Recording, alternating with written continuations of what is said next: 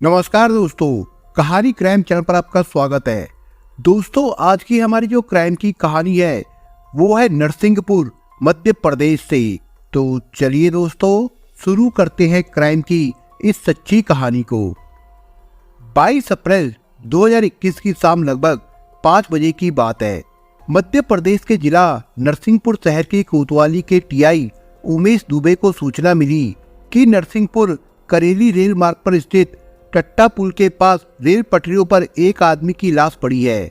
सूचना मिलने के बाद पुलिस मौके पर पहुंची तो रेल पटरियों के बीच में एक आदमी की लाश छत विच्छित हालत में पड़ी हुई थी। लग रहा था जैसे वो ट्रेन के नीचे आ गया हो और उसकी मौत हुई हो। वो अचानक दुर्घटना का मामला नहीं लग रहा था। उस आदमी का चेहरा पहचानने में नहीं आ रहा था। पुलिस ने सबसे पहले वो शव रेल लाइनों के बीच से हटवाकर साइड में रखवा दिया ताकि उस लाइन पर ट्रेनों का आवागमन सुचारू रूप से चल सके। इसके बाद उसके कपड़ों की तलाशी ली तो पैंट की जेब में एक मोबाइल फोन और एक चाबी मिली। तब तक कई लोग वहां इकट्ठा हो चुके थे। पुलिस ने उनसे लाश की शिनाख्त करानी चाहिए, लेकिन कोई भी मृतक को नहीं पहचान सका। पुलिस जांच कर ही रही थी कि तभी किसी ने पुलिस को रेल लाइन के नजदीक सड़क पर खड़ी एक लावारिस स्कूटी के बारे में जानकारी दी। जांच में वो स्कूटी वहां जमा भीड़ में से किसी की नहीं थी। एक पुलिसकर्मी ने स्कूटी की डिक्की खोली तो उसमें शादी का कार्ड था, जिसके आधार पर पता चला कि वो शादी का कार्ड डॉक्टर सिद्धार्थ तिगनाथ के नाम का था।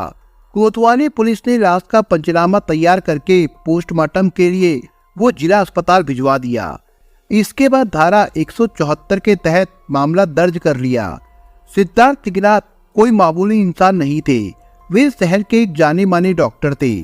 इसलिए पुलिस ने मोबाइल फोन के जरिए डॉक्टर सिद्धार्थ के घर वालों को जानकारी दी। उस समय सिद्धार्थ के पिता डॉक्टर दीपक तिगनाथ अपने ही रेवाश्री हॉस्पिटल में मरीजों का इलाज कर रहे थे। जैसे ही उन्हें सिद्धार्थ के रेल से कटने की सूचना मिली, वे अपना होश खो बैठे।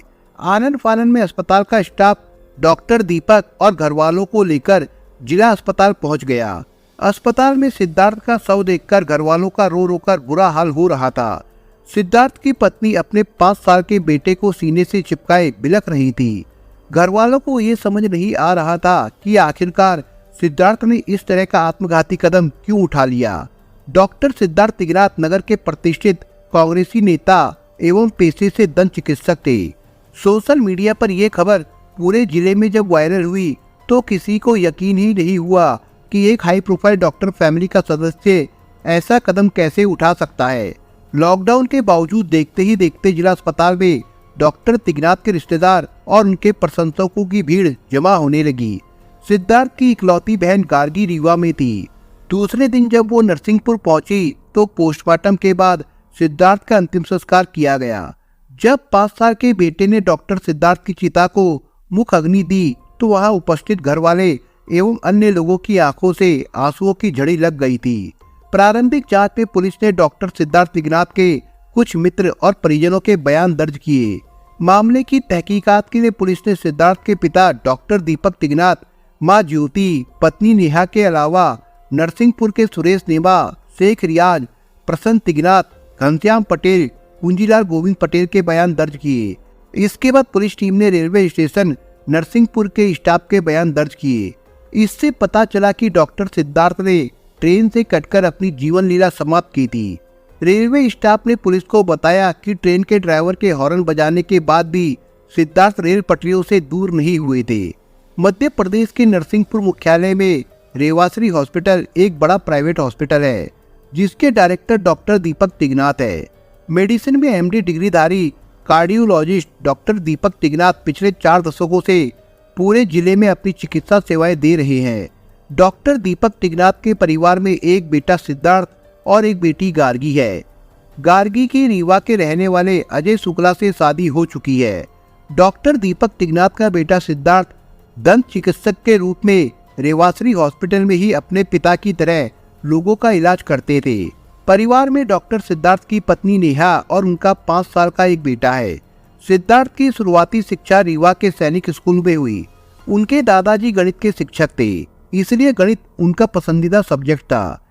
क्रिकेट में भी उनकी बहुत दिलचस्पी थी। स्कूल पढ़ाई के बाद सिद्धार्थ बीडीएस की डिग्री लेकर दंत चिकित्सक बने। उनकी इंटर्नशिप देखकर उनके सीनियर ने उन्हें सफल सर्जन बनने की सलाह दी। पिता भी एक सफल डॉक्टर थे, वही सब अच्छे गुण विरासत में उन्हें भी मिले थे। चिकित्सा के साथ राजनीति को वो समाज सेवा का एक सफल माध्यम मानते थे। इसी वजह से वो राजनीति एवं प्रशासनिक की पढ़ाई के लिए पुणे स्थित पूर्व चुनाव आयुक्त टीएन सेशन के संस्थान में गए। इसी संस्थान में पढ़ाई के दौरान चिकित्सा पद्धति एवं उसका क्रियान्वयन कैसा हो विषय पर अपनी थीसिस के माध्यम से अपने विचार जब टीएन सेशन के सामने रखे तो सेशन डॉक्टर सिद्धार्थ से बहुत प्रभावित हुए। उन्होंने कहा था कि देश को तुम जैसे ही नौजवानों की जरूरत है। डॉक्टर सिद्धार्थ तिगनाथ एक समय जिले की राजनीति में कांग्रेसी नेता के रूप में सक्रिय रहे थे। सन 2011 में उन्हें प्रदेश के दो बड़े नेता कमलनाथ और सुरेश पचौरी ने होशंगाबाद लोकसभा क्षेत्र के उपाध्यक्ष की कमान सौंपी थी। लोकसभा क्षेत्र में संगठन की मजबूती के लिए उन्होंने रात दिन काम किया। किसान आंदोलन हो या उनकी फसलों का मुआवजा, जहां प्रशासनिक व्यवस्था धराशायी हो जाती थी, वे किसानों को बातचीत के लिए तैयार करते। किसी कैंसर पेशेंट को क्या सहायता मिल सकती है, वो उसे पूरी मदद अपने माध्यम से कराते। गर्मी में स्टेशन पर पानी के पाउच बांटते। ऐसी नेतागिरी वो अपने दम पर तन मन धन से करते थे। तिगनाथ फैमिली को पूरे इलाके में उनकी दौलत और शोहरत की वजह से जाना जाता था। हर किसी के सुख दुख में तिगनाथ फैमिली हमेशा साथ रहती थी। डॉक्टर सिद्धार्थ अपने व्यवहार एवं शैली के चलते थोड़े से समय में ही सबके चहेते बन चुके थे। कहते हैं कि जीवन में यदि खुशियां है तो दुखों के पहाड़ भी है। कुछ लोग इन पहाड़ों को काटकर रास्ता बना लेते हैं, तो कुछ लोग एक चट्टान के आगे अपनी हार मानकर निराश हो जाते हैं। डॉक्टर सिद्धार्थ ने भी 41 साल की उम्र में एक गलत फैसला लेकर अपनी जीवन लीला समाप्त कर ली और अपने भरे पूरे परिवार को यादों के सहारे छोड़ गए। डॉक्टर सिद्धार्थ सूदखोरों के बनाए चक्रव्यूह में इस कदर फंस चुके थे कि उससे बचकर निकलना नामुमकिन था। उनके पिता भी अपनी दौलत बेटे के कर्ज की रकम चुकाने में कुर्बान कर चुके थे, फिर भी सूदखोरों का कर्जा जस का तस बना हुआ था। डॉक्टर सिद्धार्थ की सोच थी कि जिले के नौजवानों को रोजगार के उचित अवसर मिलने चाहिए, इसलिए उन्होंने सन 2016 में विश्व भवन पॉलीमर नाम की फैक्ट्री की शुरुआत की और बेरोजगार जरूरतमंद नौजवानों को उसमें रोजगार दिया। इसी दौरान उन्होंने Revashri institute of paramedical science college की शुरुआत भी की, जिसमें स्थानीय युवक युवतियों को मेडिकल की पढ़ाई के साथ साथ रोजगार देकर उन्हें पगार देनी शुरू की थी। अपने कारोबार को बढ़ाने के लिए वो पैसों की व्यवस्था में लग गए थे। 2016 की नोटबंदी से कोई अछूता नहीं बचा था। कारोबार में पैसे की जरूरत ने उन्हें स्थानीय सूदखोरों की तरफ धकेला। इसी दौरान सूदखोर आशीष नेमा से उनकी मुलाकात हुई। आशीष नेमा अपने साथियों भागचंद यादव, राहुल जैन, धर्मेंद्र जाट, सुनील जाट, अजय जाट के साथ मिलकर सूदखोरी का काम करता था। स्थानीय लोग बताते हैं कि जो भी जरूरतमंद इनके चुंगल में फंस जाता, उसे ये सूदखोर दिन दूना रात चौगुना ब्याज लगाकर तबाह कर देते थे। पैसे न देने पर घर में घुसकर परिवार की महिलाओं की बेइज्जती करते और जान से मारने की धमकी देते। नरसिंहपुर और आसपास के इलाकों के ना जाने कितने लोग इनके कर्ज में दबकर बर्बाद हो चुके थे। इन सूदखोरों के पास कर्ज देने का कोई वैधानिक लाइसेंस नहीं था। ये तो केवल अपने रसूख और दबंगई के चलते ये धंधा कर रहे थे।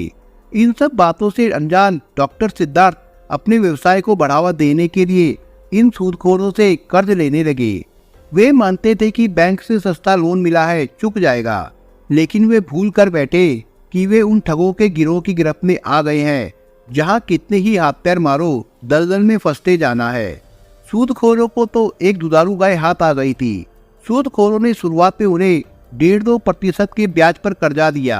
बाद में यह ब्याज चक्रवृद्धि की तर्ज पर लगने लगा। एक समय ऐसा आया जब डॉक्टर सिद्धार्थ से सूदखोर 120% तक ब्याज वसूलने लगे।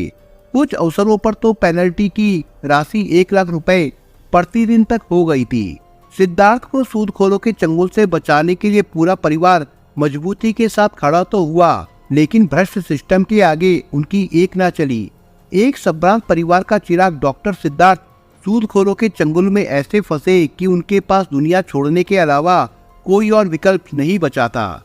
अपनी धन दौलत, मान सम्मान, जीवन सब कुछ गंवाने के बाद भी वो सूदखोरों के कर्ज तले दबते रहे। खास बात यह है कि बर्बादी की इस चक्रव्यूह की रचना आशीष नेमा नाम के उस शख्स ने की थी जिसने डॉक्टर सिद्धार्थ से अपनी जान पहचान को दोस्ती का रूप दिया। फिर उन्हें लुटवाने के लिए घाघ माफिया सूदखोरों के पास ले गया। कोतवाली थाना पुलिस द्वारा इस मामले की विवेचना में ये बात सामने आई कि नरसिंहपुर शहर में लगभग 20 सूदखोरों से संबंध रखने वाला मास्टरमाइंड गुलाब चौराहा निवासी आशीष नेमा था। डॉक्टर सिद्धार्थ को सूदखोरों से मिलवाने का काम आशीष नेमा ने ही किया था। इससे पहले आशीष ने सिद्धार्थ से जान पहचान की थी। दोस्ती के चलते आशीष ने डॉक्टर सिद्धार्थ का दिल जीत लिया था। दरअसल आशीष को ये बात पता थी कि डॉक्टर सिद्धार्थ को पैसों की जरूरत है। इसी बात का फायदा उठाकर उसने पहले छोटी मोटी रकम देकर सिद्धार्थ का विश्वास हासिल कर लिया। छोटी मोटी मदद के बाद आशीष और सौरभ ने शहर के नामी गिरामी सूदखोरों से मोटी रकम ब्याज पर उठवा दी। आशीष और सौरभ ने कर्जा तो दिला दिया, लेकिन ये सिद्धार्थ की मजबूरी का फायदा उठाकर उन्हें ब्लैकमेल करने लगे। अक्सर दोनों सिद्धार्थ से ब्लैंक चेक साइन करवा कर रख लेते थे और फिर उनके खिलाफ चेक बाउंस का मामला दर्ज कराने की धमकी देकर उनसे अनाप शनाप तरीके से वसूली करने लगे। डॉक्टर सिद्धार्थ ने सेकंड हैंड कारों को बेचने के लिए महिंद्रा फर्स्ट चॉइस नाम से एक एजेंसी की शुरुआत की। इसके लिए उन्होंने 50 लाख रुपए का कर्जा आशीष के माध्यम से दूसरे सूदखोरों से लिया था। इस सूदखोरी से मिलने वाली ब्याज की रकम में आशीष नेमा भी पार्टनर रहता था। डॉक्टर सिद्धार्थ पर जब कर्जा बढ़ता गया तो आशीष नेमा भी अपने असली रंग में आ गया। डॉक्टर सिद्धार्थ की मजबूरी का फायदा उठाकर आशीष ब्याज पर पैसा वसूलने का काम करने लगा। डॉक्टर सिद्धार्थ अपने क्लिनिक से होने वाली सारी आमदनी इन्हीं सूदखोरों को देते रहे, मगर उनका कर्जा खत्म होने का नाम ही नहीं ले रहा था, क्योंकि सूदखोरों ने ब्याज की दर 20 से लेकर 120% तक कर दी थी। उनकी एजेंसी की सभी कारें भी सूदखोरों ने हथिया ली थी। पुलिस घटना के सभी पहलुओं की जांच कर रही थी। पुलिस ने जब अपने थाने के रिकॉर्ड की पड़ताल की तो एक अहम जानकारी हाथ लगी। करीब 3 साल पहले डॉक्टर तिगराज फैमिली द्वारा नरसिंहपुर के कुछ सूदखोरों के खिलाफ शिकायत दर्ज कराई गई थी। 6 मई 2018 को तिगराज परिवार के सभी सदस्यों ने तत्कालीन एसपी को एक लिखित शिकायत देकर बताया कि नगर के कुछ सूदखोरों ने उनके घर में घुसकर गाली गलौज कर जान से मारने की धमकी दी थी। सबूत के तौर पर तिगराज फैमिली ने अपने घर पर लगे सीसीटीवी फुटेज, कॉल रिकॉर्डिंग भी पुलिस को उपलब्ध कराई थी। इस मामले में 7 मई 2018 को डॉक्टर सिद्धार्थ के अलावा उनके पिता डॉक्टर दीपक टिगनाथ, मां और पत्नी ने जबलपुर में तत्कालीन आईजी से मुलाकात कर उन्हें भी सूदखोरों की प्रताड़ना के सबूत दिए थे। 19 मई 2018 को सिद्धार्थ टिगनाथ अपनी मां पत्नी के साथ तत्कालीन एसपी मोनिका शुक्ला से मिले थे। उन्हें सूदखोरों के खिलाफ सारे सबूत और 8 लाख की लूट संबंधी प्रमाण भी दिए गए। पुरानी फाइलों के पन्ने पलटने पर पुलिस का संदेह यकीन में बदल चुका था कि डॉक्टर सिद्धार्थ ने सूदखोरों की प्रताड़ना की वजह से ही ये कदम उठाया है। पूरे मामले की जांच कर रहे एसआई जितेंद्र गढ़वाल को एक डायरी हाथ लगी, जिसे पढ़कर मालूम हुआ कि सूदखोरों के जाल में वो बुरी तरह से फंस चुके थे। डॉक्टर सिद्धार्थ ने अपनी डायरी में मौत से पहले लिखा था, मैं इस भरोसे के साथ दुनिया छोड़ रहा हूँ कि मैं सच्चा और इज्जतदार था, बहुत बड़ा योगदान दे सकता था, पर मेरे जीवन में धूर्त लोगों का जमघट रहा है। पिछले 10 सालों से अब बहुत हुआ। इस संसार में रिस्की है अच्छा होना। कमलनाथ जी, मोदी जी, अवैध सूदखोरी, चेक रखकर ब्लैकमेलिंग करने वालों के खिलाफ कानून जरूर बनाइएगा, शायद मेरी जिंदगी का एक अर्थ निकले। मेरा ये लेटर मीडिया को जरूर देना, शायद इस दबाव में पुलिस कुछ कार्रवाई करे। जब जीवित रहते किसी ने उनकी बात नहीं सुनी तो डायरी में ये सब कुछ लिखकर अपने जीवन को ही सबूत के तौर पर भेंट चढ़ा दिया, इस विश्वास के साथ कि उन्हें न्याय मिलेगा और सरकार इन अपराधों को रोकने के लिए कुछ कानून बनाएगी, जिससे भविष्य में कोई इन सूदखोरों के चक्कर में ना फंसे। डायरी पढ़कर पता लगा कि प्रतिदिन 1 लाख रुपए तक की पेनल्टी लगाकर सूदखोरों ने सिद्धार्थ और उनके पूरे परिवार को जिस तरह से प्रताड़ित किया, उसकी कहानी सुनने मात्र से रोंगटे खड़े हो जाते हैं। 10 से 20% के ब्याज से शुरू हुआ ये खेल आखिरकार 120% ब्याज की दर के कर्ज तक आ चुका था। चंद लाख रुपए का कर्जा लेने वाले डॉक्टर सिद्धार्थ ब्याज की अदायगी करते करते ही 5 करोड़ रुपए से अधिक की धनराशि सूदखोरों को दे चुके थे। बावजूद इसके सूदखोर कर्जा उतरने ही नहीं दे रहे थे। नतीजतन परिवार की संपत्ति गंवा चुके डॉक्टर सिद्धार्थ तिगनाथ ने आखिरकार बीती 22 अप्रैल को दुनिया से अलविदा कह दिया। इसके पूर्व वो एक ऐसी डायरी लिखकर गए जिसमें अपनी मौत का जिम्मेदार सूदखोरों की प्रताड़ना को बताया। उनकी डायरी के पन्नों में नरसिंहपुर के लगभग 20 से अधिक सूदखोरों के नाम और अभी तक उनको दिए गए पैसों का पूरा हिसाब था। मरने से पहले डॉक्टर सिद्धार्थ सूदखोरों के चुंगल में फंसे अन्य लोगों को सूदखोरों से बचाने की मार्मिक अपील भी कर गए। डॉक्टर सिद्धार्थ की मौत के बाद उनके परिवार वाले, राजनीतिक हस्तियों और सामाजिक कार्यकर्ता नरसिंहपुर पुलिस पर आरोपियों की गिरफ्तारी के लिए दबाव बनाने लगे। समाचार पत्रों में रोज ही सूदखोरों पर शिकंजा कसने के समाचार छप रहे थे। डॉक्टर सिद्धार्थ की बहनोई अजय शुक्ला ने फेसबुक पर जस्टिस फॉर डॉक्टर सिद्धार्थ अभियान छेड़ दिया था। इस मुहिम का असर रहा कि युवा कांग्रेस के पूर्व प्रदेश अध्यक्ष कुणाल चौधरी, जिला पंचायत नरसिंहपुर के पूर्व अध्यक्ष देवेंद्र पटेल ने भी डॉक्टर सिद्धार्थ को न्याय दिलाने के लिए मोर्चा खोल दिया। उन्होंने मुख्यमंत्री शिवराज सिंह चौहान से लेकर डीजीपी व एसपी नरसिंहपुर तक को शिकायत करके दोषी सूदखोरों को गिरफ्तार करने की मांग की। मामले की गंभीरता को देखते हुए एसपी विपुल श्रीवास्तव ने व्यक्तिगत रुचि दिखाकर इस मामले की जांच कराई। नतीजा ये रहा कि सिद्धार्थ की 13वीं के ठीक एक दिन पहले ही पुलिस ने 7 लोगों के खिलाफ मामला दर्ज कर लिया गया। लंबी पूछताछ के बाद पुलिस ने जिन 7 लोगों के खिलाफ धारा 306 और 34 का अपराध दर्ज किया था, उनमें सुनील जाट निवासी संजय वार्ड, अजय उर्फ पप्पू जाट, भागचंद उर्फ भग्गी यादव को 6 मई 2021 को गिरफ्तार कर लिया गया। वहीं 2 मुख्य आरोपी आशीष नेमा के कोविड पॉजिटिव होने व सौरभ रिछरिया के घर में परिजनों के संक्रमित होने पर ये गिरफ्तार नहीं किए गए थे। इनका जिले के बाहर इलाज चल रहा था, जबकि धर्मेंद्र जाट और राहुल जैन फरार हो गए, जिनकी सरगर्मी से पुलिस तलाश कर रही थी। खैरी गांव का पूर्व सरपंच धर्मेंद्र जाट अपने बीवी बच्चों को जिले से बाहर रिश्तेदारों के यहाँ भेजकर खुद भी भागने की फिराक में था, मगर पुलिस की सक्रियता से उसे सुबह तड़के खैरी गांव में बने उसके मकान से गिरफ्तार कर लिया गया। गुलाब चौराहा नरसिंहपुर निवासी राहुल जैन पुलिस को चकमा देकर भाग गया। 30 मई 2021 को एसआई जितेंद्र गढ़वाल को मुखबिर के माध्यम से सूचना मिली कि डॉक्टर सिद्धार्थ मामले का एक आरोपी राहुल जैन जबलपुर में छिपा हुआ है। एसआई जितेंद्र, आरक्षक पंकज और आशीष की टीम वहां पहुंची तो पता चला कि वो तो जबलपुर के कचपुरा इलाके में दूध बेचने का धंधा कर रहा है। पुलिस टीम ने वहां से राहुल जैन को गिरफ्तार कर लिया। यूं तो डॉक्टर सिद्धार्थ की डायरी में उन 20 सूदखोरों के नाम थे जो उनसे ब्याज के रूप में लाखों की रकम हड़प चुके थे, परंतु पुलिस की जांच में केवल 7 लोगों के खिलाफ मुकदमा दर्ज किया गया है। सिद्धार्थ के घर वाले इस बात को लेकर नाराज थे। उनका कहना है कि सभी सूदखोरों के खिलाफ कड़ी कानूनी कार्रवाई की जाए, जिससे अब कोई शख्स उन सूदखोरों के बने जाल में फंस ना सके। फिलहाल 2 मुख्य आरोपी आशीष नेमा और सौरभ रिछरिया को पुलिस गिरफ्तार नहीं कर पाई थी। बाकी आरोपियों से पूछताछ करने के बाद पुलिस ने उन्हें अदालत में पेश किया, जहां से सभी को जेल भेज दिया गया था। दोस्तों, इस कहानी के बारे में आपके विचार क्या है, हमें कमेंट बॉक्स में जरूर बताएं।